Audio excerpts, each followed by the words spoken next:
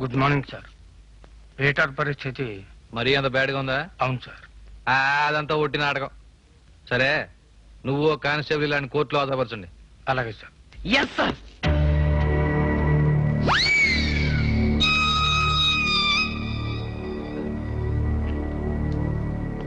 వస్తాం సార్.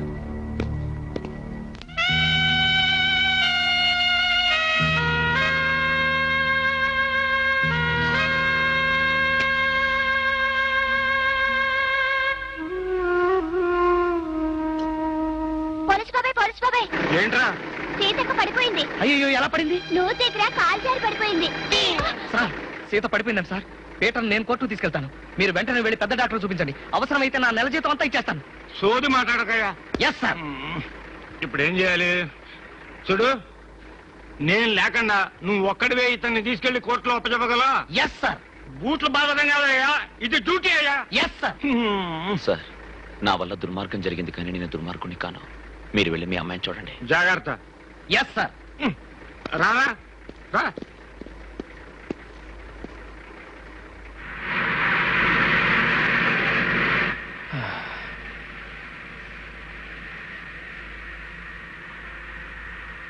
పాపం ఎందుకు చంపావు సేట్ని?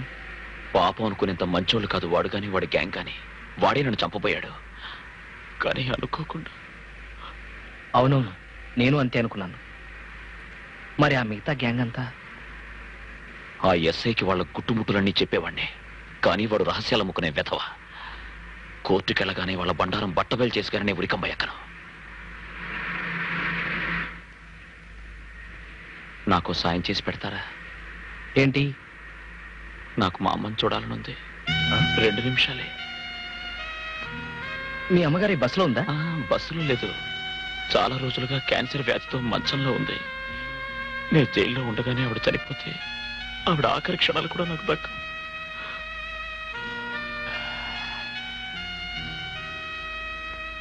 సార్, మా ఊరి దారిలోనే ఉంది. 10 నిమిషాల్లో ఇంకో బస్సు వస్తుంది, అందులో మనం వెళ్ళిపోవచ్చు.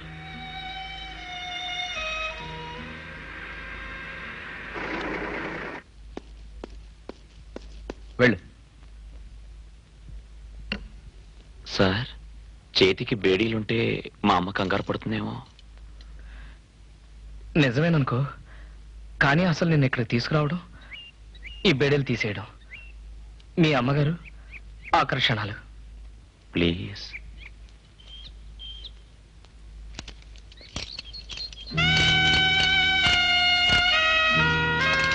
రెండు నిమిషాలు వచ్చాయన్నా. Peter Peter. ఏమిటి సార్? రక్తం చూస్తే మీ అమ్మగారు బాధపడతారు. దెబ్బలు కనపడకుండా మేనేజ్ చేయి.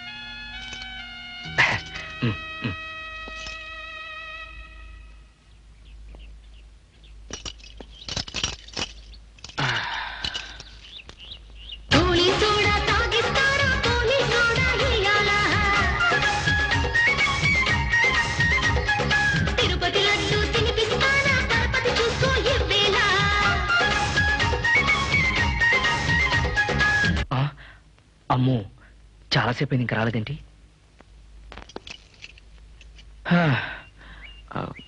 అమ్మాయ్యా, వచ్చేసావా? సార్, మీరు ఒప్పుకుంటే నా చేత్తో ఆఖరిసరిగా అమ్మకు 4 మెతుకులు. అమ్మ కదా, వెళ్ళు. థ్యాంక్స్.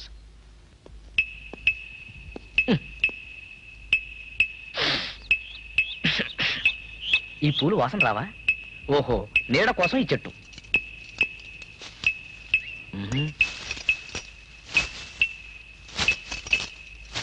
సార్, మీరిక్కడ? పీటర్ వాళ్ళ అమ్మని చూడడానికి లోపలికి వెళ్ళాడు, వచ్చేస్తాడు. అసలు పీటర్ ఎవరండి? ఇది పీటర్ ఇల్లు. ఇల్లేంటండి బాబు, ఇది సారాగూడెం.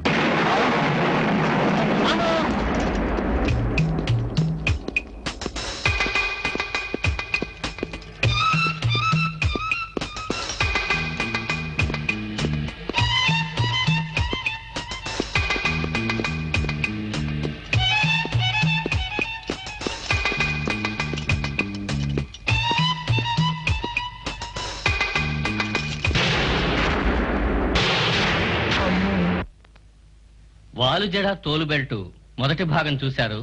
బయటికెళ్ళి ఆ కాస్త కానిచ్చుకొస్తే వాలు జడ తోలు బెల్ట్ రెండో భాగం మనం మొదలు పెట్టుకోవచ్చు.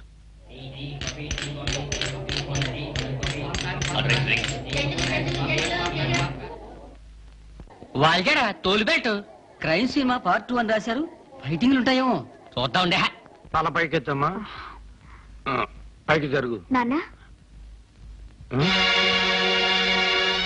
ఏంటయ్యా అప్పుడే వచ్చేసావు? కోర్టు గొప్ప చెప్పావా? చాలా భయపడిపోయానండి, చాలా వెతికానండి, కానీ పీటర్ దొరకలేదు. ఏంటి, హంతకుడు పారిపోయాడు? అతను హంతకుడు కాదు సార్. వాళ్ళ ప్రొపరేటర్ కత్తితో తన పొడవబోయి తన కత్తితో తనే పడుచుకున్నాడట. పైగా ఇంకో రహస్యం కూడా లాగేశాను. ఏంటది? పీటర్ వాళ్ళ బాస్ కి ఒక గ్యాంగ్ తో సంబంధం ఉందట. ఆ గ్యాంగ్ రహస్యాలన్నీ పీటర్ తెలుసట. కానీ ఈ రహస్యాలని ఎస్ఐకి చెబితే మన ఎస్ఐ రహస్యాలు అమ్ముకునే వెధవ కదా, అందుకని చచ్చినా చెప్పాలన్నాడు. తనకు ఉరిశిక్ష పడినా సరే కోర్టులోనే ఈ విషయాలన్నీ బయట పెడతాన్నాడు. పోనీ ఆ గ్యాంగ్ వివరాలన్నా కనుక్కున్నావా? ఎస్ఐకే చెప్పనవాడు నాకు మాత్రం ఏం చెప్తాడని చిన్న మొహాట పడ్డానండి. మొహమాట పడ్డావా? నిన్ను కాదయ్యా, నువ్వు ఎంత అమాయకుడు, ఎంత అసమర్థుడు, ఎంత అప్రయోజకుడు తెలిసి కూడా ముద్దాయి నీ చేతి గొప్ప చెప్పానే. అందుకు నన్ను నేను చెప్పు తీసి కొట్టుకోవాలయ్యా. ఎస్ సార్, చెప్పు తీసి కొట్టుకోవాలి. తాళం వేసుకుంటా. నీ ఉప్పు సత్యాగ్రహం నాటకాలు నా దగ్గర కాదు. ఆ పీటర్ గారిని అచ్చారావు గారిని ఎక్కడున్నా సరే పట్టుకుని పాతేస్తాను. వాళ్ళు దొరక్కపోయారో